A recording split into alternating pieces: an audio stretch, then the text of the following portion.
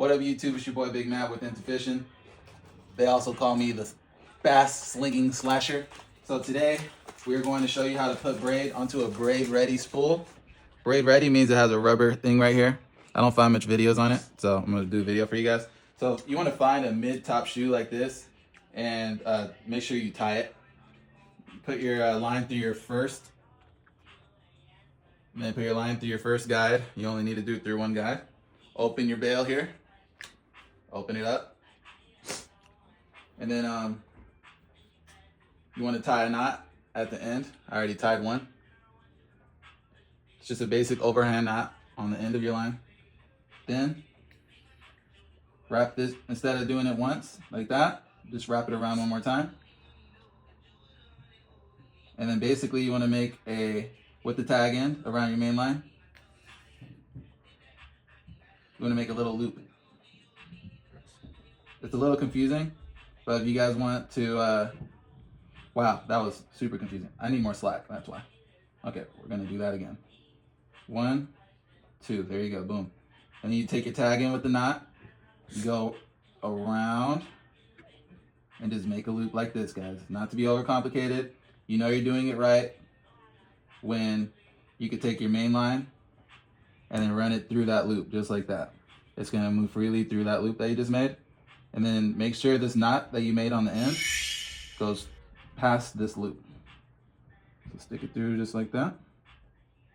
And then make sure this knot comes past this knot.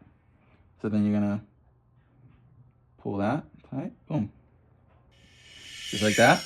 And then what this does is, look, you pull this main line, and then look how this knot slides to this knot as you pull it. And then you want to adjust your braid onto the rubber insert as it gets closer. I'd say get it on there as soon as you get it nice and snug, because it can get in the cracks, and you don't want it in the cracks. So you see how it's in the cracks? You don't want it on the cracks. You want it on the rubber. It's a little annoying. Okay, cool. So now we got it on the rubber insert. Now you pull it. Pull it. Oh wait, look, it slid off. So this is why it's kind of cool just to do one wrap around the spool. It's more easier to keep everything neat that way. But you know, we like to do shit the extra way. Okay, boom.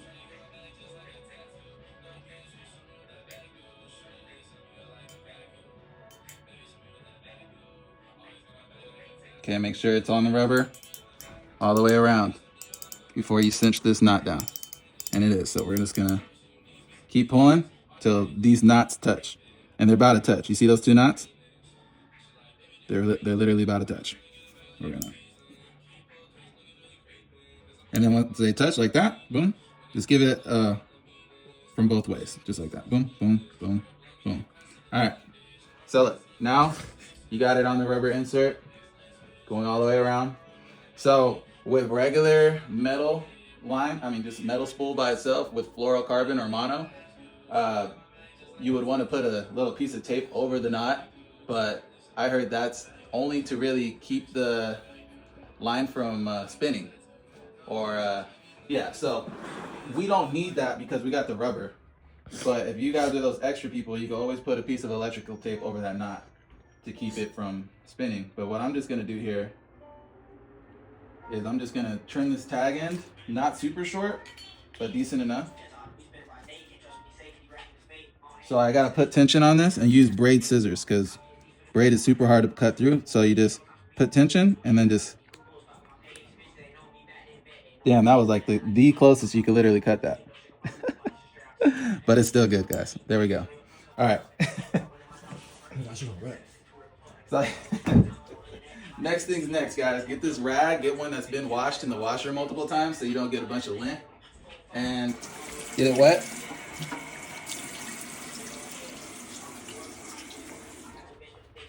We hit the hood with it.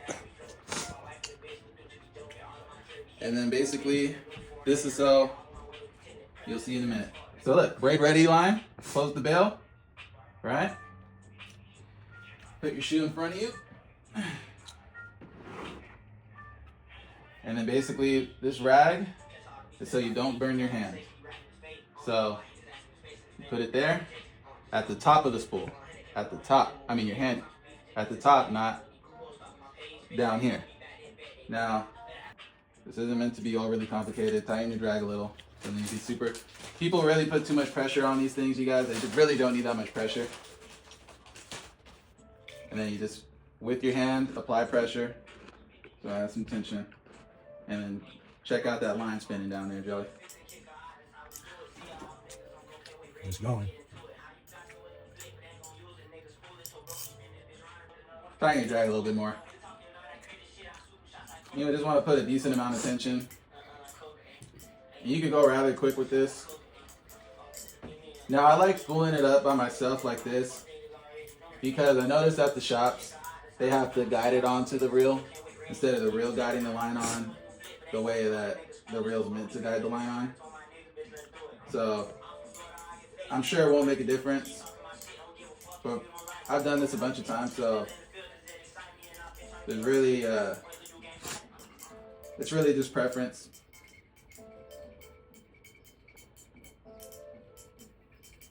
Now, I'm going to pause this video and then we're going to come back at the end.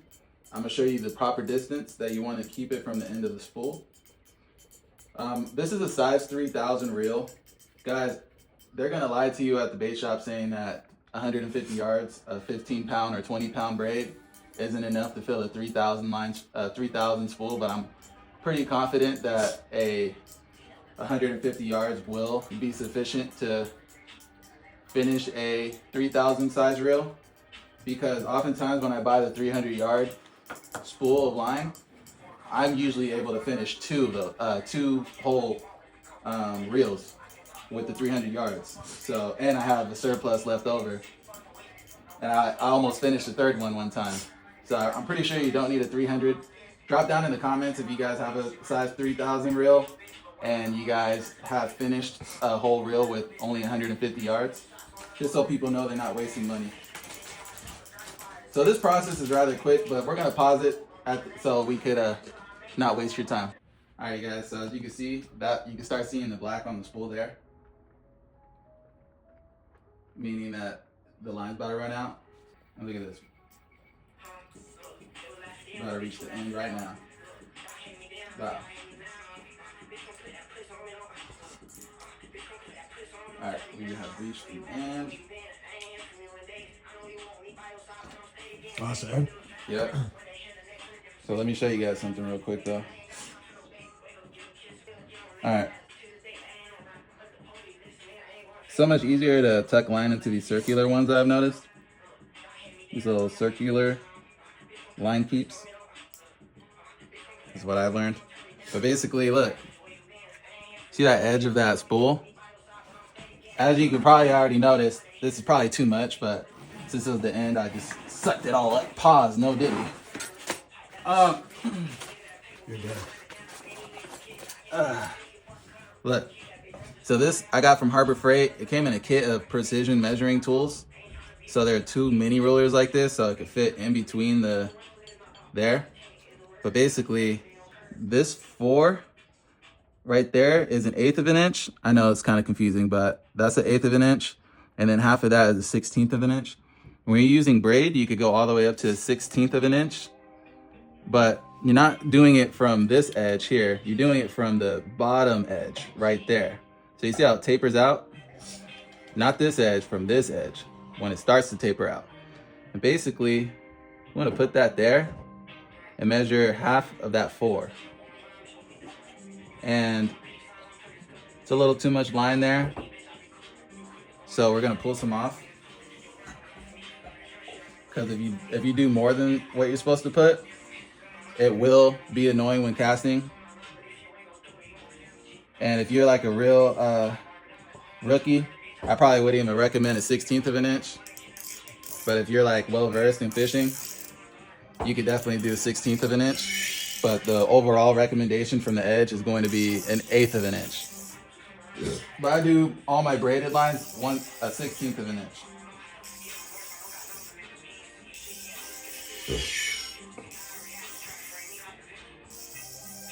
I'm using 20-pound Power Pro.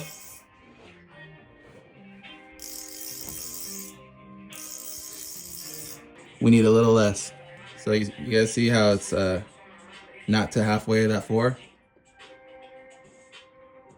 We went halfway to that 4, and we're not there yet. Trust me, you guys. I've tested this, bro. It will bird's nest if you have any less than 1/16 of an inch.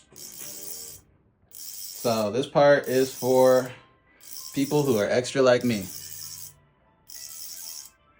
It doesn't need to be perfect, of course. It doesn't need to be 100%.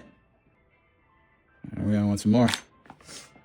But you do want it in that ballpark for sure. Much, much later. All right, that should do it.